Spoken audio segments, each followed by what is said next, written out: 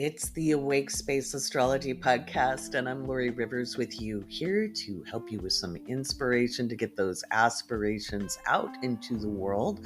And since we have a new moon this week, I really mean it, because there is never a bad time to set intentions.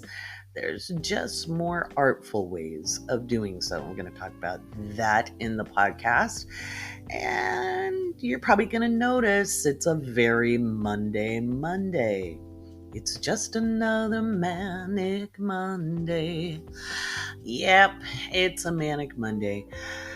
Be careful on your commute. Hey, if I'm your co-pilot, I'm going to tell you, keep your eyes on the road today as the moon is starting to square off with Jupiter. Yes, it is also conjunct Venus. And that means we're going to get some interesting news about some rich people stuff.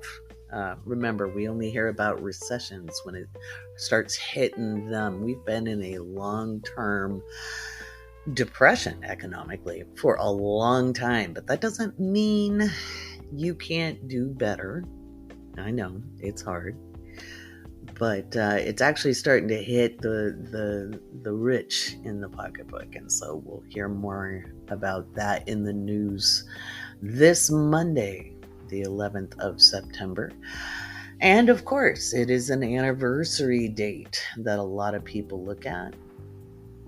And I'm probably not going to talk about that here on the podcast. I have my own particular reasons. I talked about that in the Crunch Report. It is a sensitive time of year, is it not? If you live outside of the United States, and I know we have people tuning in from 68 countries, I want to thank you. Keep your eye out on the weather. If you can access weather apps or information online about the weather, keep your eye on it. All over the world, the weather is going to be a little nuts. So, and that is moving throughout the week. We could see temperature spikes. We could see temperature dips. We could see big wind brewing. We could see seismic activity increasing. I know we have listeners in Morocco, by the way, and I'm so very saddened by the damage and the loss of life in Morocco by the earthquake. Earthquakes are just terribly difficult to predict, but I do believe we'll see an increase in seismic activity globally this week as well, especially as we move in closer to that new moon. And I'll talk a little bit about that as I talk about the new moon on this episode. We're going to do another shout out for the littles, because, you know, they're listening into Auntie Laurie. We'll try to watch her potty mouth. This is a show for grown-ups, but, you know, we got to think of the littles. How else do we get new astrologers coming up, right? Got to start them young. What else is coming up? Mercury goes direct. If you've had a Mercury retrograde, just know that Mercury stations on the 15th, and we'll talk a little bit about that too, and how you can use the next 5 days to your advantage. This is still, as much as the energy is ramping up, and it is a crunchy week, folks, it's still the better part of 2023.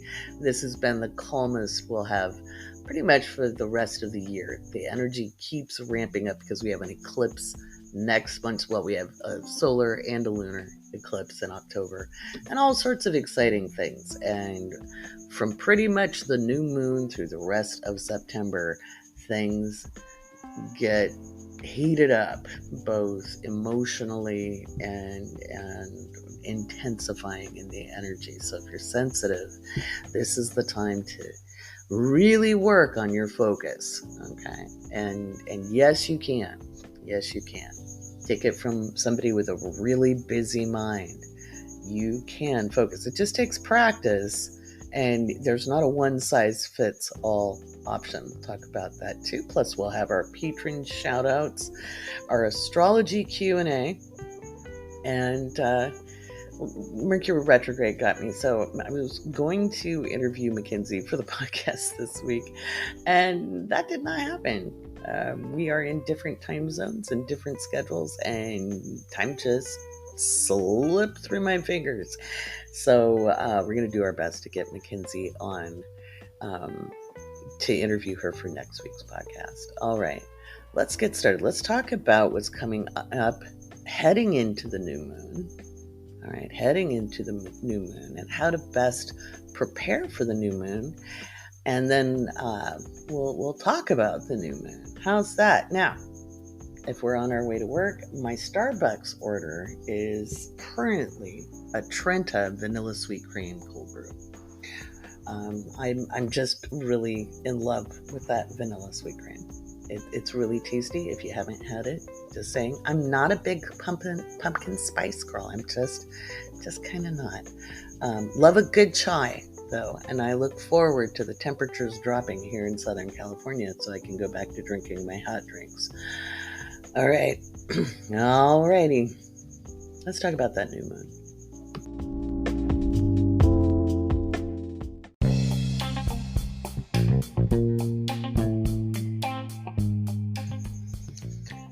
Oh boy, so the crunchometer starts picking back up starting today, Monday.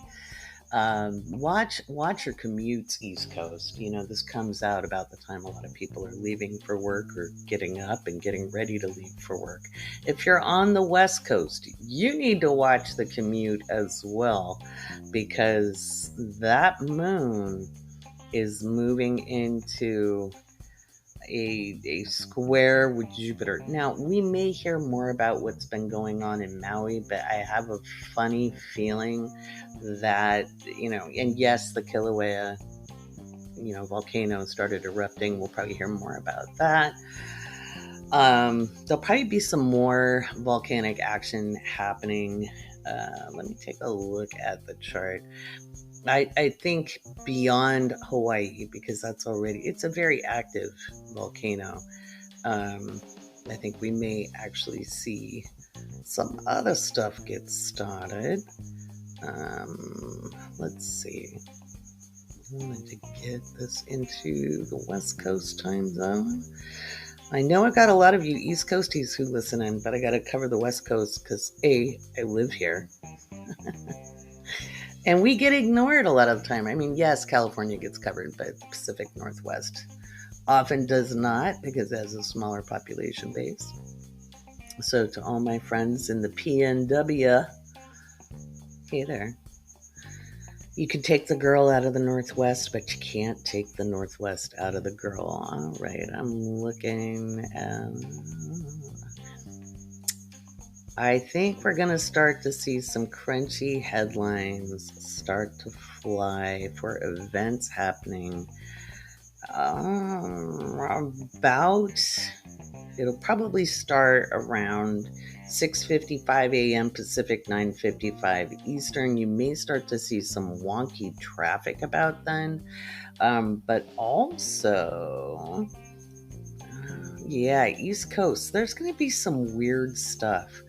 Don't be surprised if there isn't some domestic violence or disputes. It could be over evictions, it could be over housing, it could be banking, it could be the stock market even. Especially now as Mars and Venus are in a sextile. No, that does not mean they're doing something naughty. It's a 60-degree angle, okay? You should see what AI does to it when it's making transcripts and I say the word sextile. Because it does not turn out as the word is spelled. All right. Oh, I'm supposed to give coffee snort alerts. Careful drinking coffee because the moon's in Leo and I get silly when the moon's in Leo. Yeah, I think we're going to hear about a high profile person. This could be a politician. It could be, somebody with power or somebody who has had power. Um, Definitely could be seeing some interesting shenanigans coming out with that. This could be Trump news. We could hear some filings, or we could have just rumors on the street could be flying about Trump. Uh, because the moon's moving through his 12th house, it's not going to be Monday is not a fun day for him, nor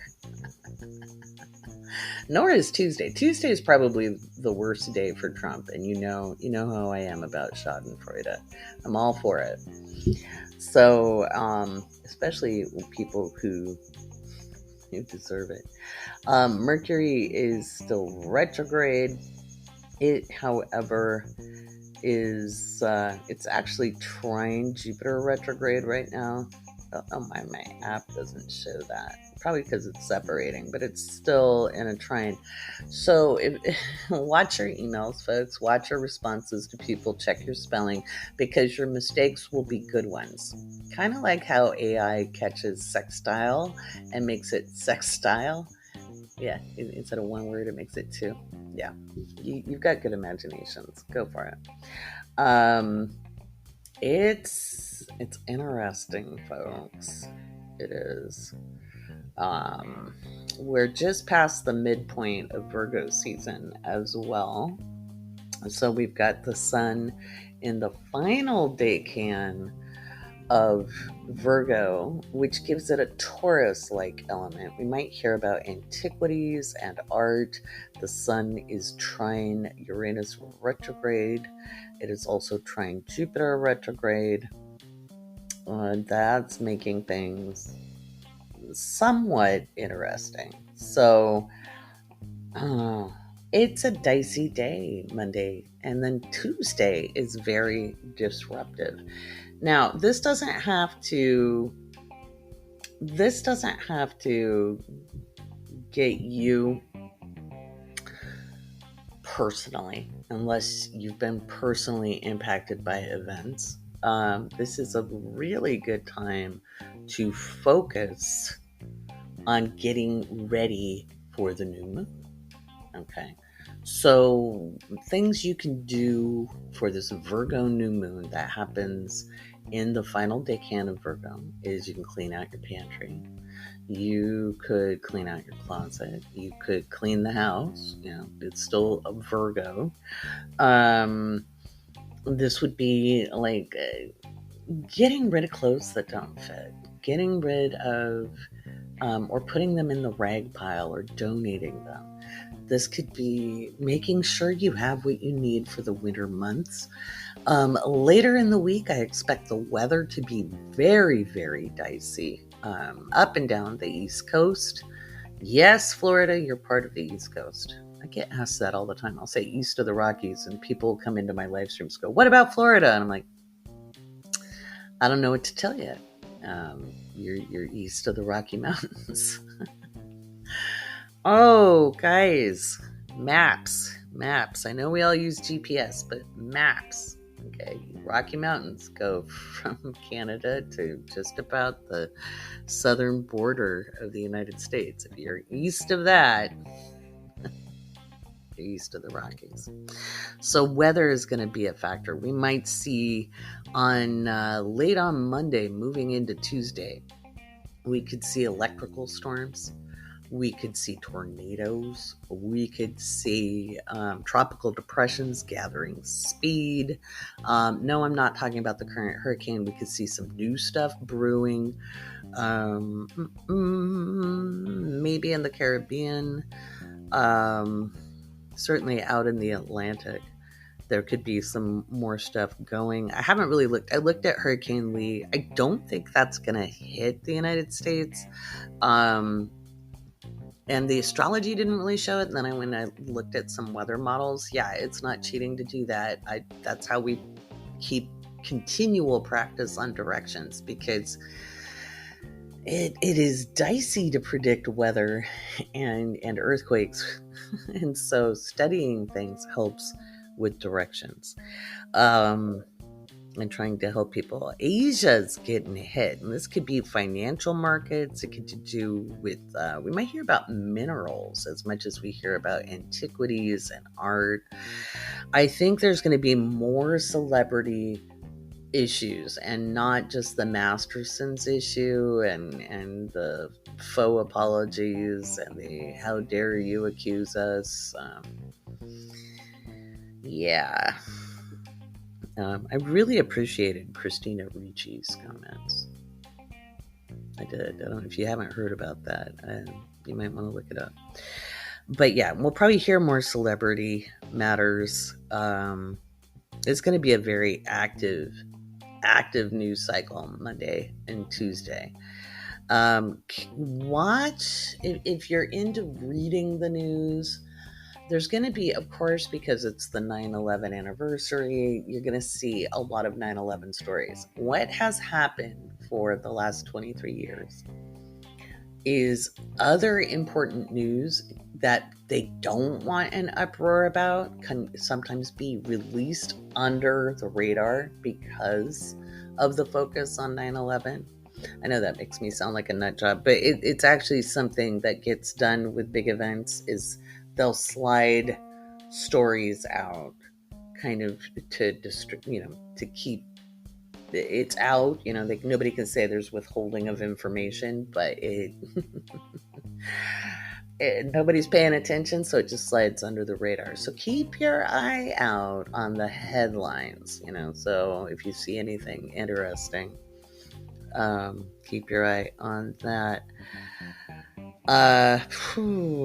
Yeah, Mars continues to tighten that square with Venus, which makes for some fun romantically. Not gonna lie, Mars in Libra, Venus in Leo. If you're in a dating relationship and it's reasonable, you could have some fun times this week. I know, you're like, what? Laurie, you're talking about romance? What? Why? Speaking of distraction techniques. Mostly because I think there's going to be some shitty things happen this week. We still have Uranus and Pluto in a trine. And of course, the nodes are squaring off with Pluto, so we're still in historic times. So it's a little discombobulating this week. Again, it's a good time to prep for the winter months. I'd actually start getting prepped for the holidays. Speaking of the holidays, guess what I get to do? I get to order the first bulk order of the Call of Gaia cards and board, because it comes with a board, like a game board.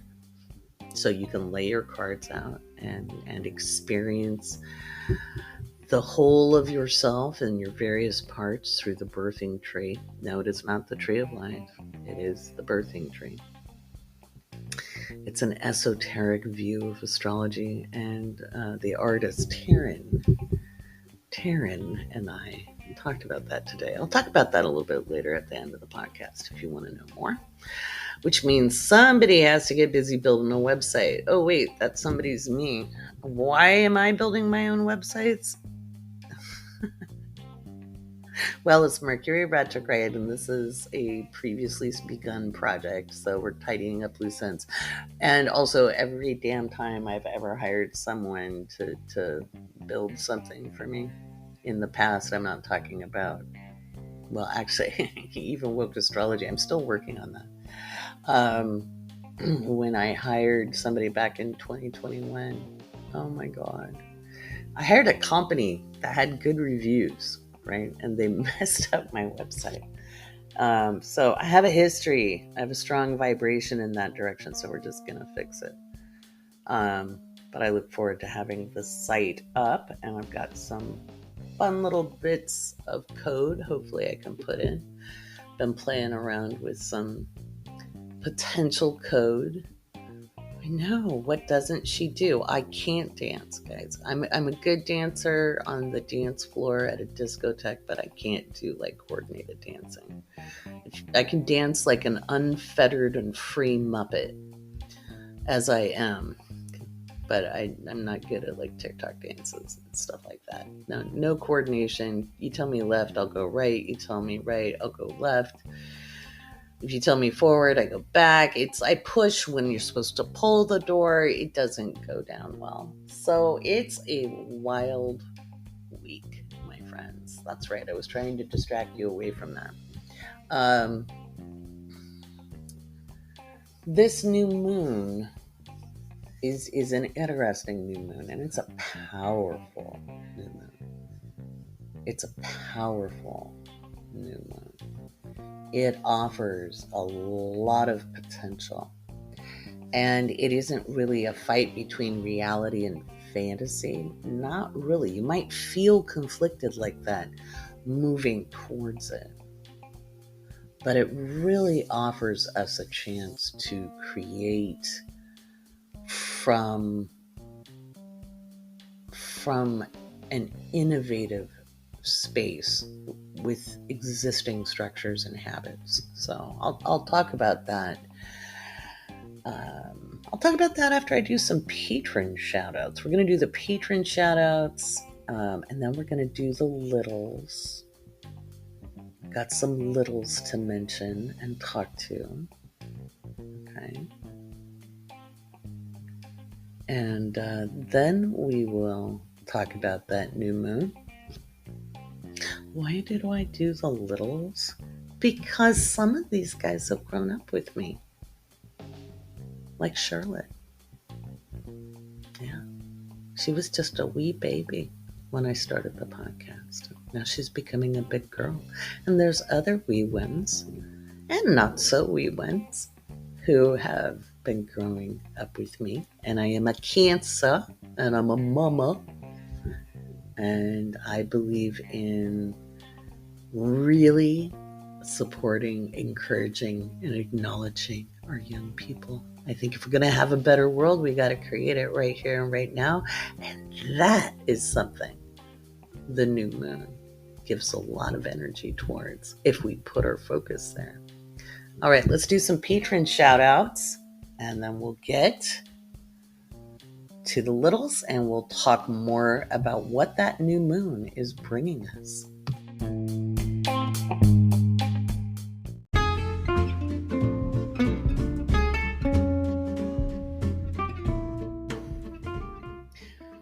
Oh, I love that music. I do. I love that music. And it's time to thank our newest patrons. I'm very excited about that. Want to thank Jade, Bay, Michelle, Eli or Ellie, Sarah, Irene, Mike, C, Juliana, Marguerite, Kristen, sorry, I almost said Kirsten. Kirsten's my BFF. Kristen, Paula, Christy, Nancy, Angela, Gabriella, Emily, Jessica, Katrina, Lene, Sarah, Alma, Deborah, and Marilyn. Welcome. Thank you so much for being here. Crunch Report came out. Got the horoscope pages out. Every week I put out new horoscope pages to give you more planning. I changed the graphic for the moon and the days so you could write notes and put a little spot for you to write down your new moon affirmations. Remember, the monthly planner comes with new moon affirmations for every rising sign. And we'll talk a little bit more about the new moon and how we set our intentions and talk about ourselves and to ourselves. That's all part of it. We'll talk about manifesting in this episode as well. I think it's so important because there's a lot of bogus information put out by charlatans online. And as I always tell you, you're always manifesting. Always. Doesn't mean you create all the horrible stuff that happens in life. That's not it. But we manifest through focus, and we can do it unconsciously. which has mixed results, or we can do it really consciously. And so this is a really good new moon to get very focused for, because it offers us a lot of hope. So we'll talk about that a little more. I have not got my scheduled classes up because I don't. I've been working a lot and I have to get that set up. I hope by Tuesday evening I have everything set up, because Monday and Tuesdays are technically my days off. I got rid of the group reading on Tuesdays because that just didn't seem to work for people. But we do have Woke Astrology reading you to filth coming out, and I'll get a notice to patrons where you save extra dollars on that and have a chance to be read by myself and the astrologers. It's super fun. We read you to filth. We don't embarrass you. We have respect. We have ethics, but it is super fun. And it's really fun for everybody who attends. So that's coming up this month. And we will get that into a patron message. But I feel like talking to some littles right now. And I have a special message. And if you're not a little, you can still listen, because it's still good info. Let's get to that.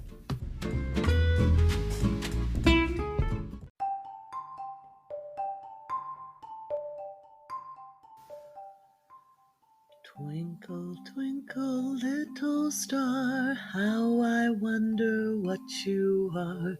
Up above the world so high, like a diamond in the sky. Twinkle, twinkle, little star, how I wonder what you are. That is for Mateo, who sings Twinkle, Twinkle, Little Star when they listen to the podcast. And another shout out to another Mateo and Marina. You know, I like to sing. I've sung since I was a little girl, and I really loved Twinkle, Twinkle, Little Star when I was little. Maybe that was a sign I was going to be an astrologer. I don't know.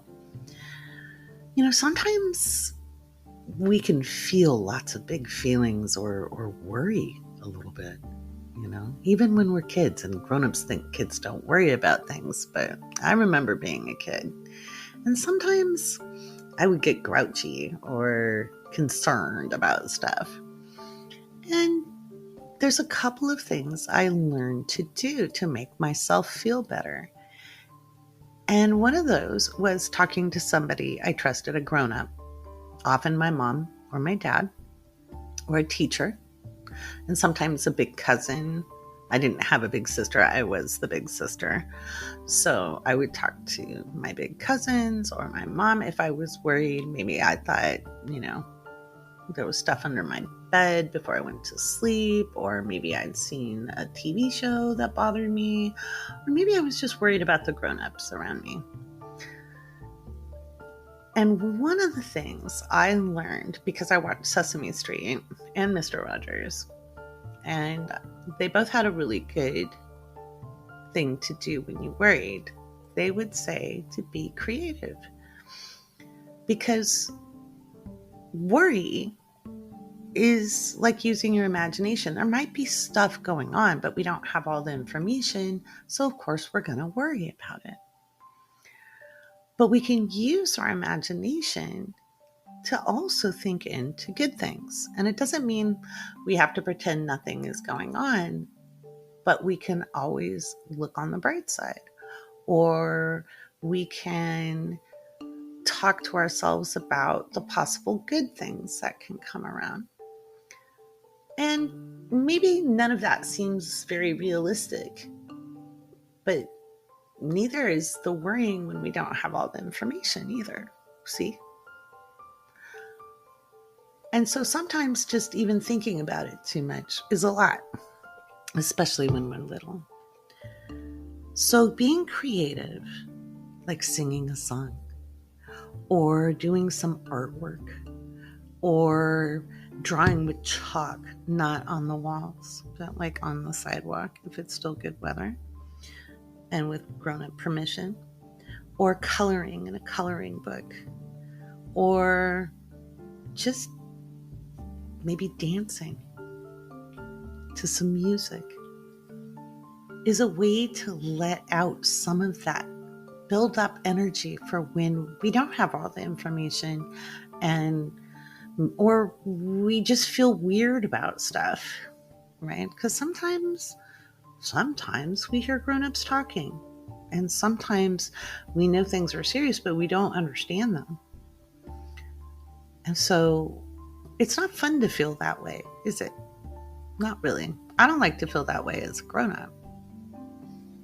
So this week, if you feel a lot of feelings and you can't really put your finger on why, or if you're worried about something, absolutely talk to somebody you feel safe talking to, a grown-up. But maybe sing a song. Maybe draw some pictures.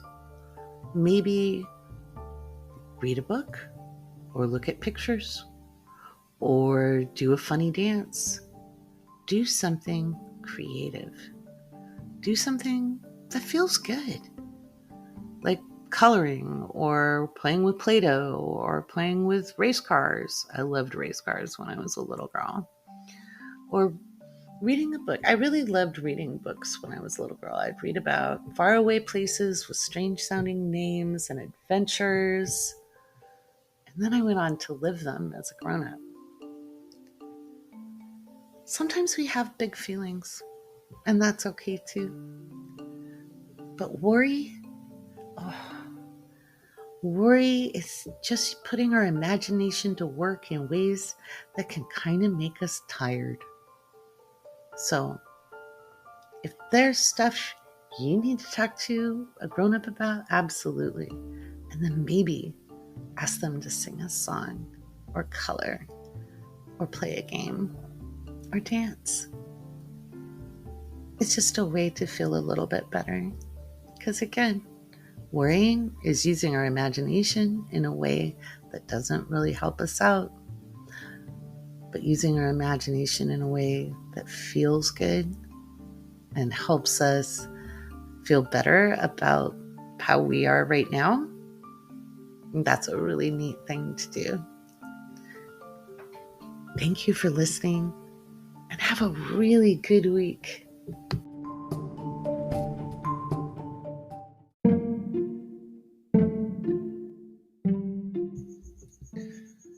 Well, that brought back some memories. I thought of singing that song just as I was recording that. And I can't believe I got through it without being misty-eyed, because it is a song I used to sing to soothe myself as a little girl. It made me feel better.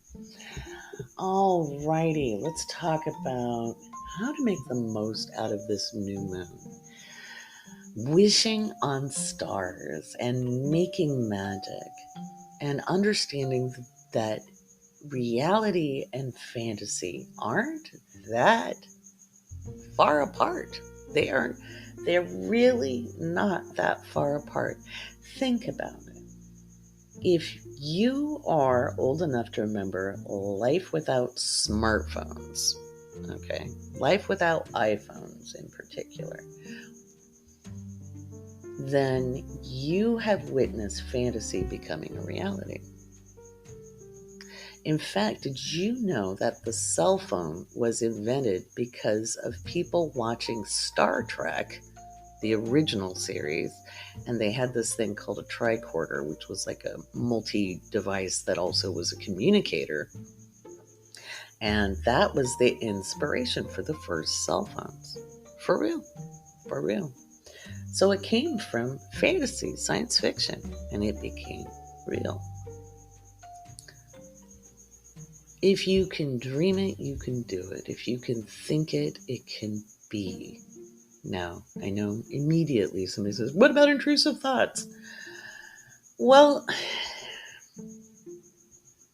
we don't really manifest the bad things that happen to us. not in the details. But if we're used to looking in a certain direction, if we're used to having our attention in a certain space, if we're used to not noticing the silver linings, not looking at what's actually going right and what the possible rightnesses in life can be, then all we're going to see are the gloomy clouds and the gray days, right? And so manifest actually means to reveal. I know I give this lecture every new moon. But if I'm going to drive a message home, I'm going to drive a message home. And that is, it means to reveal. And you can only see what's being revealed by looking. By looking. There's rainbows all the time. But people don't notice them because they're looking down at their feet or over their shoulder, or they're in the wrong angle, or they're inside all day not looking out windows. Doesn't mean the rainbow isn't there. And so too are the things we're looking forward to in life. Now, here's a caveat. One of the ways people go really, really wrong is when they hear from, law of attraction people or manifestation experts or gurus or what have you, and they hear you have to be crystal clear. They think that means you have to be super-duper detailed. Like if you're imagining that special person, you have to know how many, hairs are on their head, or what kind of, thread count they have on their sheets, and in order to manifest it. And that's actually not how it works. It isn't. We manifest through being clear about how we want to feel. So when we're trying to get a certain, I wouldn't even limit to a certain amount of money. Because sometimes we imagine that a certain amount of money, and I wrote about this on Patreon when I threw out the horoscopes and the planner, because I wrote a little bit about these things in there. And so often we expect this one way, this one route that can only be one guy, one gal, one them, one friend, one kind of love, one type of car, one kind of house. And there's this only thing, and only that will do. Only that will do. And that's why it's elusive. You've just narrowed your odds into something really, really difficult to achieve. And I like better odds. Okay. So what would it feel like to have a job you enjoyed? What would it be like to want to do this commute with me in the morning? What would it be like to enjoy your just everyday schedule? What would it feel like to go buy groceries and just kind of get whatever you wanted without having to think about it, without having to worry about things being expensive or not expensive? What if you just could go buy what you wanted? What would it feel like? Just imagine. Don't imagine and then think, oh, well, I don't have it, fat chance for me. Well, you're just going to cut that off. You want to imagine what it's like to feel that relaxed. And that can be a toughie if you've had other experiences that were the opposite of that, right? But just like I was talking about with the littles, when you're worrying, when you're projecting out and trying to sense the future, When you're catastrophizing, you're using your imagination every bit as much as you could use your imagination for the good stuff. And you say, but Laurie, more bad stuff than good stuff has happened to me. And I'm going to say, well, that's because you've mostly paid attention to the bad stuff. Because it gets our attention easier. I'm going to say, for every tragedy in the news, for every strange event, there are millions of good things happening. There's little small acts of kindness all over the world, every single moment of every day. But we don't hear about that because it doesn't get our attention.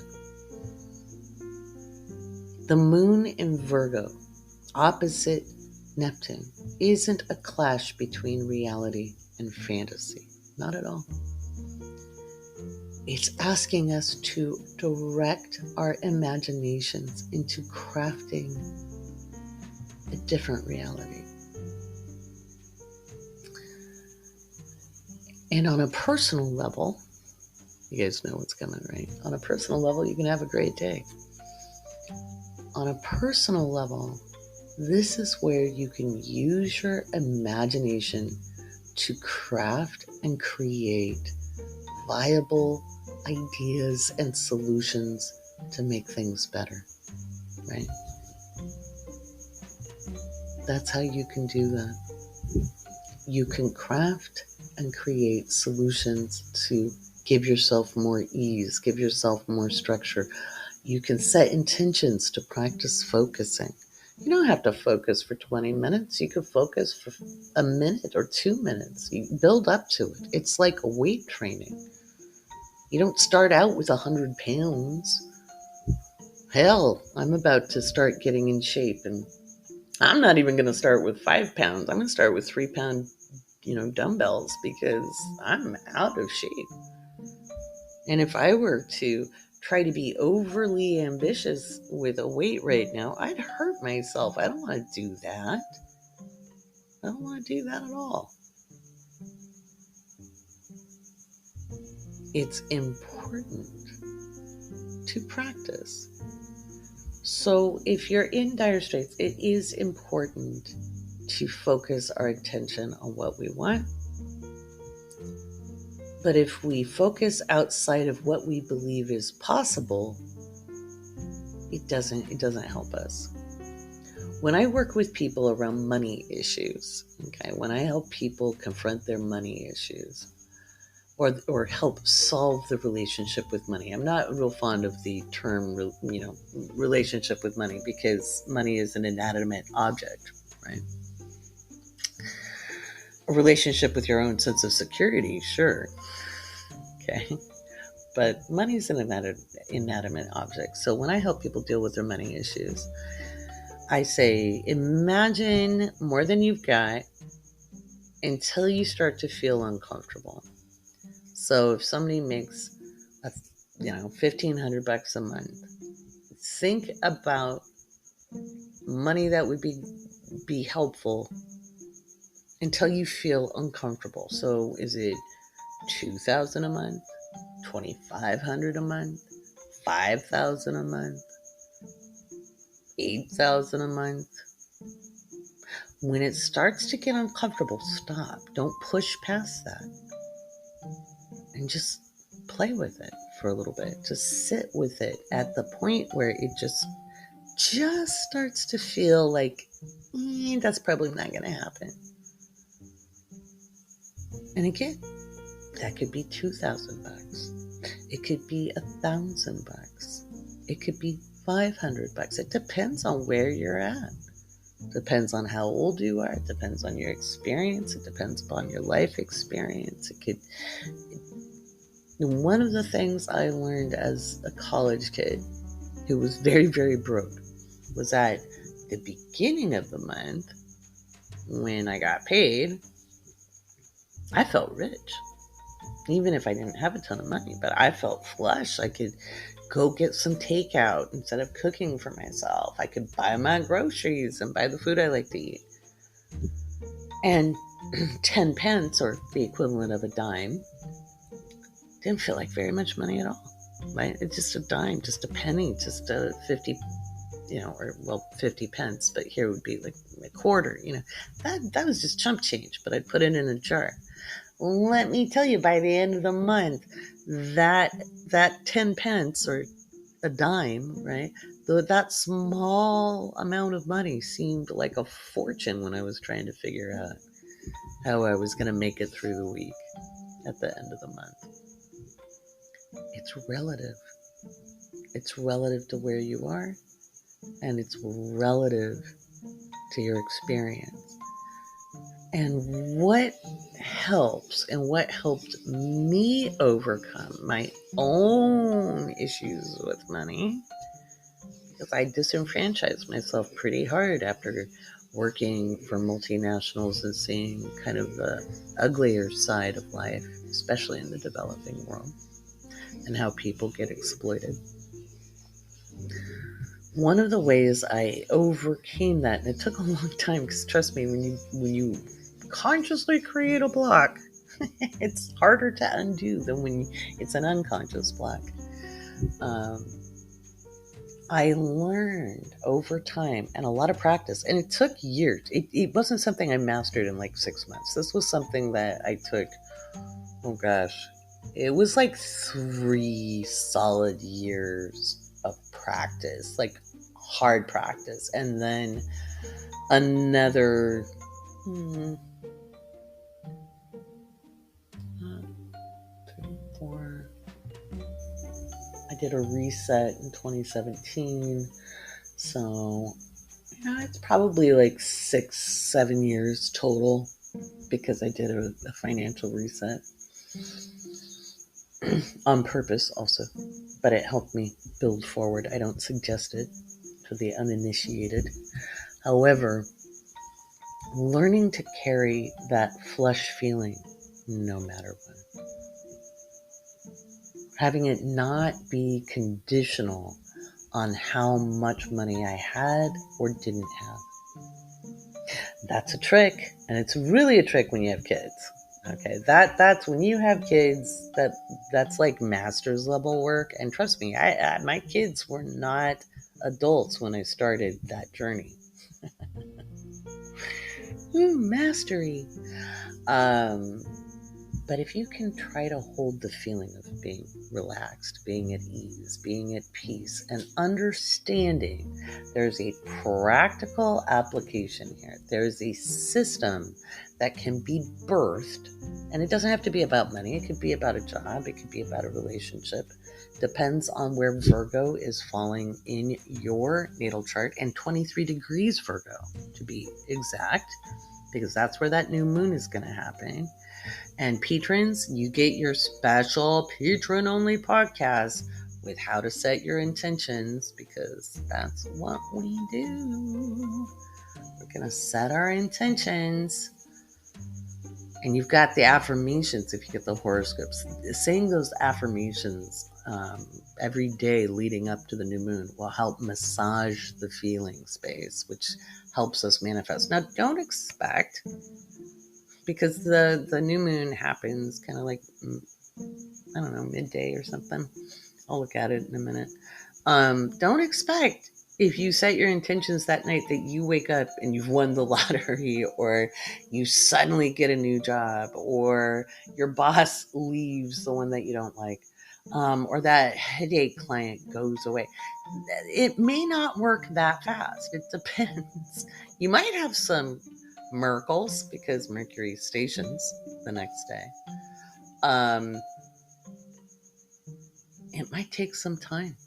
It might take until next year. So you want to, that's why I'm giving you guys the planners now, patrons, so you can write these things down and you have a record of it. So you can look at the Virgo full moon when the sun is in Pisces in 2024, and when things show up, and the bigger stuff, the things that take more time to mature, when that stuff shows up, you'll be like, oh, whoa, I did manifest that.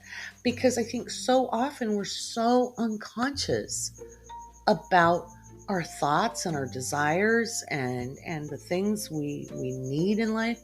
We'll focus on 1 or 2 things, and then we forget those little, oh, wouldn't it be nice if this happened? Or wouldn't it be fun to do that? Oh, I'd like to, I don't know how many of you have done this. Like, I'd like to start a podcast. A little light thought. That's how I ended up channeling. I never once thought, oh, I would like to be a guru and a channel. I've always known I was a teacher. That's part of who I am. It's not a wannabe. I am a teacher. I'll teach anything I know to anybody. But with channeling, my mentor channeled, and I was like, well, that would be cool. And I left it there. I didn't think 3 things about it. I didn't study it. I didn't research the hell out of it like I normally would most things. Not at all. I just thought, oh, that'd be cool. And not a year and a half. And what's weird is I do remember thinking that would be cool. I remember where I was sitting. I remember when it happened. And I honestly even remember turning my attention away from it. Because my second thought was, and that is also a little creepy, a little weird. And like a year and a half later, I'm sitting under a tree on the beach on Camino Island in Washington. I was under a redwood. And next thing I know, that I have this stuff happen. And I was like, that is weird. In Laurie's life is a strange life. That's a whole chapter of it. A whole chapter of weirdness.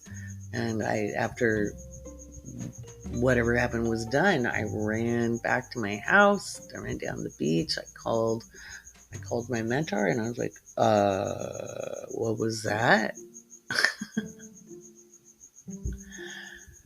And then I spent years refining it.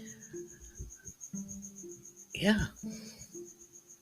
It's holding things lightly in our hand. When we try to grasp it, when we try to cling to it. Have you ever tried to cling to a relationship only to just watch it go away?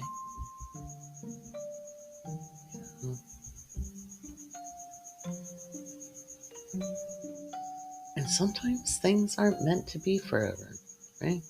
And sometimes things that are meant to be don't need to. In fact, almost every time, things that are there for us, good for us, that things that serve us, speaking of the Virgo moon, things that serve our highest interest, our best interest, our overall mental wellness, our overall physical health, those things we hold lightly in our hands. We don't have to hold them tightly, right? Right? So patrons, we'll be doing your intentions in your episode. The part 2 is patron only. So guys, if you want really good intention setting through the houses, make sure you join the Patreon. Everybody from the $5 tier up, or actually, yeah, everybody from the $5 tier up gets that. Alrighty, I'm going to take a quick break, and then we're going to do some astrology Q&A.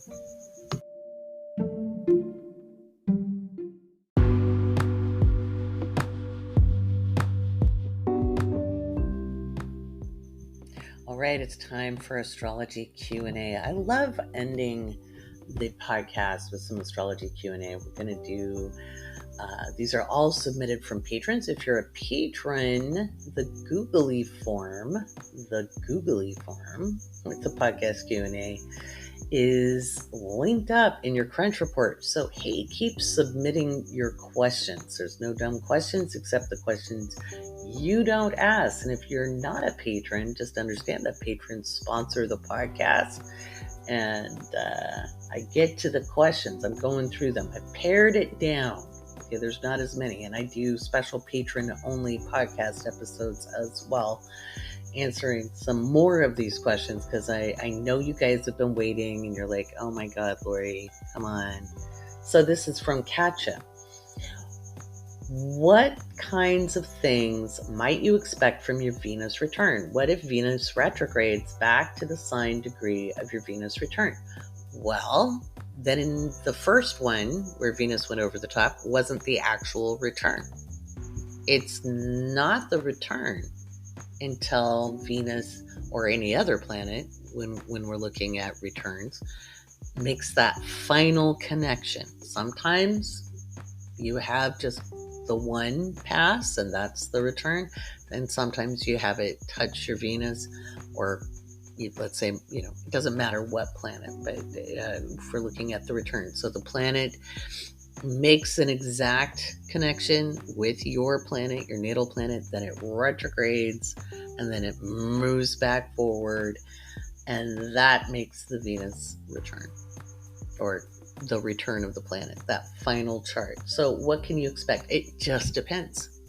There's no just carbon copy answer. There's no just cut and dry answer. It really depends. What sign is the Venus in? What house is the Venus in? What other aspects are being made? So, right now, people with Venus and Leo having their Venus return here in September of 2023, they're experiencing maybe having to make workarounds, or, because Venus is square Jupiter, which is forcing innovation. And there's probably some real magic happening too, if they know how to look for it. But they might be a little frustrated because maybe it's not a straight path to getting what they want.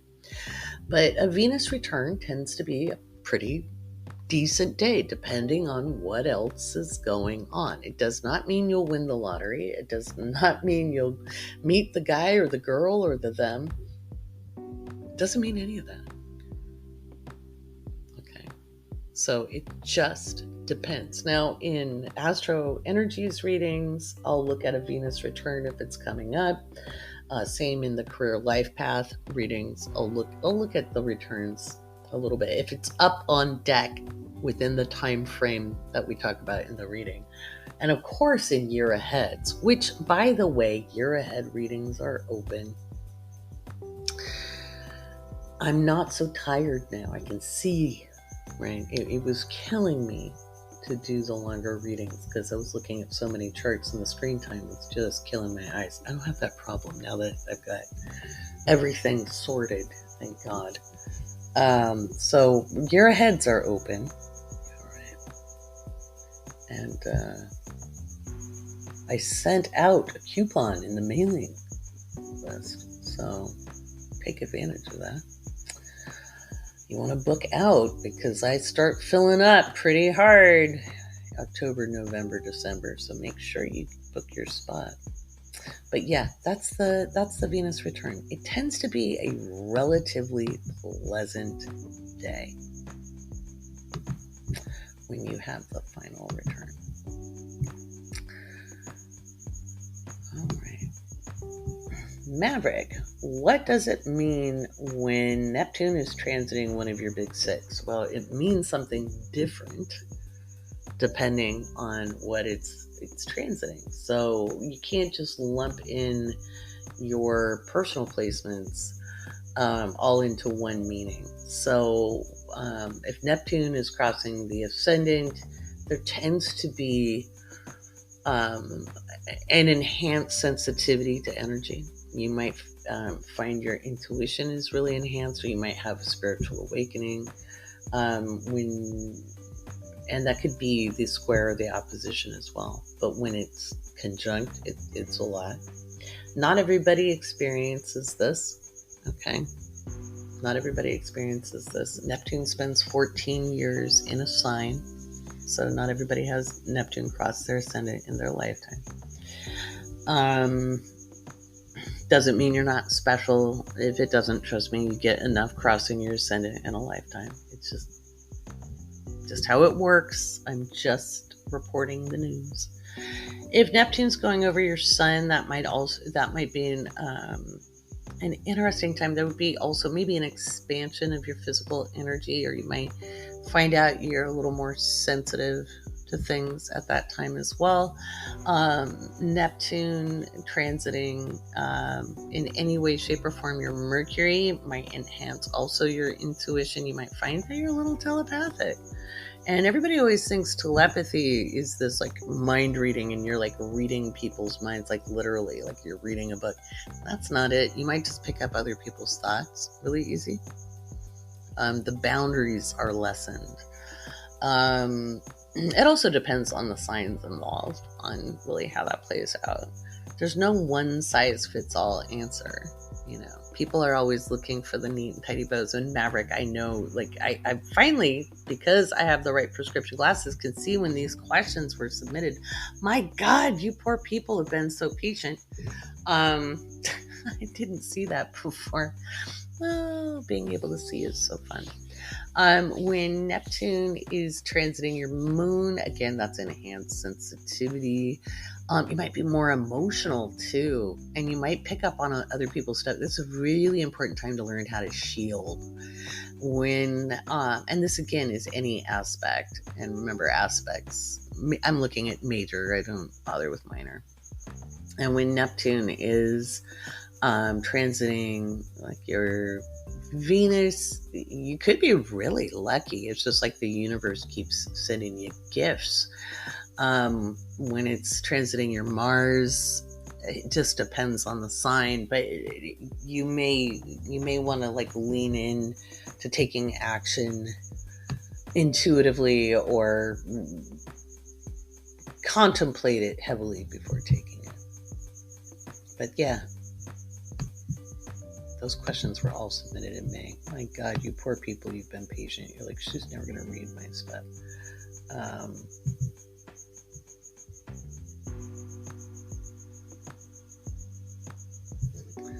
Let's see. Looking at another one. Let's see. I think I answered that one.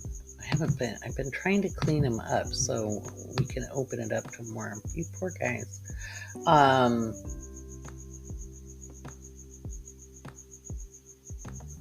answered that one too.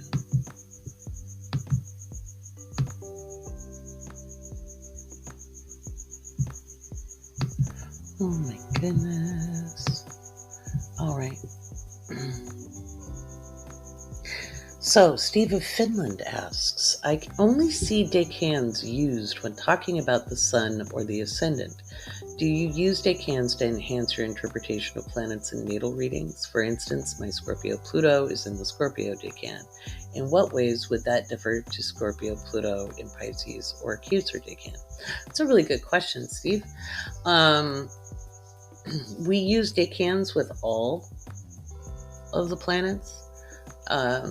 And so when we look at like Pluto in the Scorpio decan of Scorpio, that would be in the first 10 degrees. And so you're born, like what 83, 84, 85.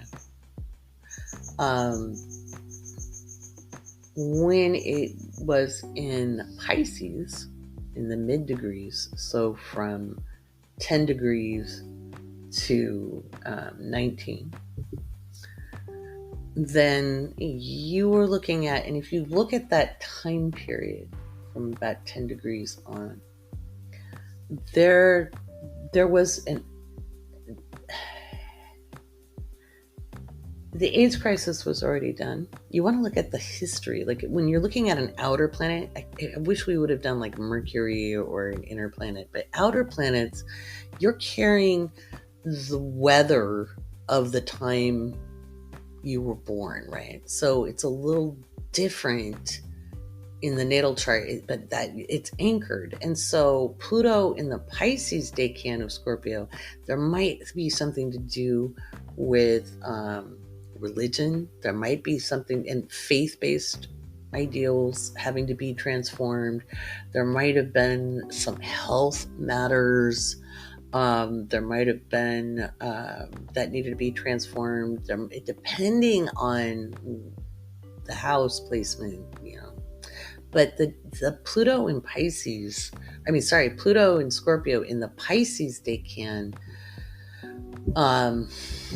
Gosh, let me see what year that was, because I don't. What year span that was? Let me take a look at that. I'm pretty sure I know, but remember, Pluto has a variable orbit. So we're looking at like 1990. I have a funny feeling that Sinead O'Connor, her tearing up the Pope's picture may have been during that time, but I want to take a look. 1991. Yeah, 1991. Yeah. So in 1990, at the end of, or like September of 1990, and that means in 91, it was in the second decan, which would be the Pisces decan of Scorpio. And so there was that. And then when you move into the mid 90s, let's see, 93, when Pluto was at like 23 degrees. So we're looking from like 20 degrees to 29 degrees for the Pluto in Cancer. There were huge debates in the women's movement at that time. There was a pushback against first wave feminism. A lot of Gen Xers who decided to have kids a little younger, like I decided to have kids in 93, and it was a choice. I exercised my choice. And actually choice was a matter. The abortion clinics were being bombed and things like that. There was kind of this need to transform what a women's issues or transform feminism was up on deck. Because people like me, who's a feminist, I didn't like the idea that the only way I could be equal was to throw my kid into daycare. When I chose to have my child, and my child did not ask to be born to someone else, and I wanted to be able to work and raise a family, and the boomers didn't agree and wouldn't listen to a younger generation saying, hey, we got thrown into daycare and school and we're left to raise ourselves. We don't want that for our kids. So that kind of stuff was changing. So I think it would be that need to transform maybe the feminine energy, and or nurturing energy. I think nurturing is a better word than feminine, because men can be as nurturing as women. I don't like to gender identify them. So that's kind of it when it comes into Pluto. But when we look at, you're going to look at Mercury, you're going to look at, Venus, Mars, Jupiter, everything you can look at in the decans. Now, like I taught in intermediate astrology, because interpretation is very, very important, it's a top note. It is not the full driving force. It is still Pluto in Scorpio with a top note of Pisces, with a top note of Cancer, if that makes sense. That's a good question. Alrighty, let me double check and see what's going on here. All right, I got time for one more question.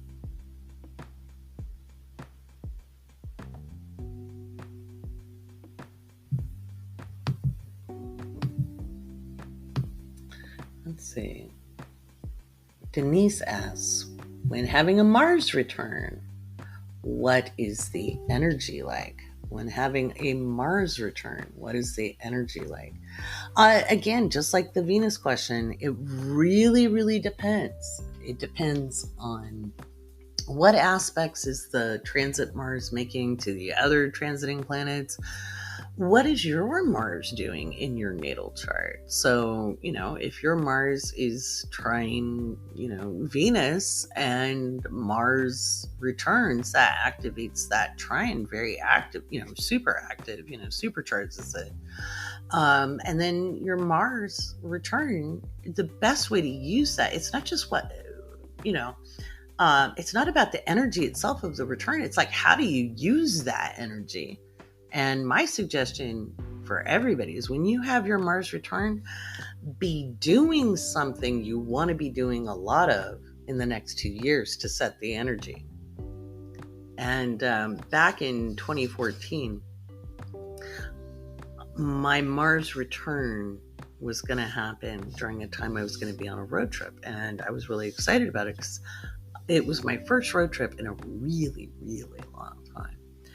And I missed the freedom of traveling. I have a Sag Mars. And so I made sure I planned that trip so that I would be on a road trip during the Mars return. I think if I'd had it like a week earlier, I would have been at home and I would have been doing something else. But I did like over 150,000 miles of road in the 2 years that Mars return stood. And remember, you have a Mars return about every 2 years. So, and I was very happy with all those miles, by the way. I loved it. I loved that a lot. My Mars return is coming up in November, and hopefully, I'm publishing things. That was a Malcolm shake. All right, I'll answer more questions for patrons in the patron-only podcast. All right, I've paired we're down under 40 questions, patrons, so start submitting. I'll be answering them a whole lot more and in patron-only podcasts. If you aren't a patron, I really encourage you to join. You can join at $1 and you get the pleasure of supporting us. But if you join at the $5 and up tiers, you get all kinds of benefits and perks, including the Crunch Reports. We have a horoscope tier where you get a monthly planner with weekly pages with your weekly horoscope coming out for your rising sign. Crunch Reports aren't really a horoscope. They just describe the energy for the signs for the week, for every couple of days with lunations. You get juicy discounts, for God's sake. Planet of the Month Club. We just did our Chiron workshop. I'll get that up hopefully tomorrow for you, or Monday or Tuesday for you in Planet of the Month. I always say tomorrow, but it's like almost 3 a.m. here on the Pacific Coast. So getting you guys that information is so important to me. We looked at Chiron. We debunked the myths. We went over people's questions, ahas, and understandings. And we've got all kinds of good stuff happening. So join us in the Patreon. The more people who join, the better, and we can get fancier and fancier. My next wish is to build myself a little recording booth so I get some nice dead air, because I do not want to record in my closet. I just don't. It's stuffy in there.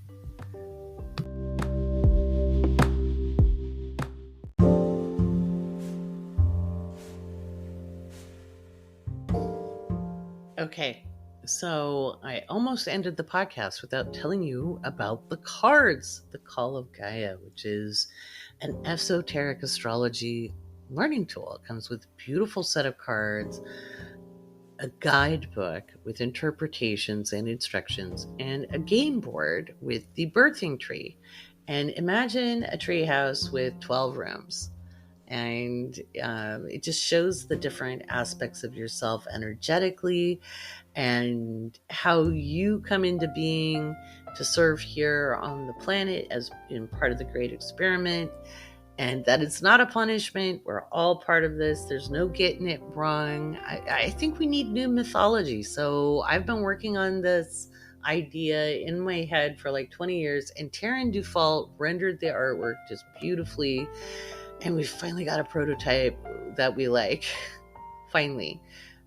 This has been a Goldilocks process. This has been like, oh, we like the size of the cards, but the paper's too thin. And well, the box was really cool, but man, that company didn't package it very well. So, and we really like the board, but it can't be this, and trying to keep the cost down so it doesn't have to cost $1 jillion and still be good quality. And oh my gosh, it's been a process.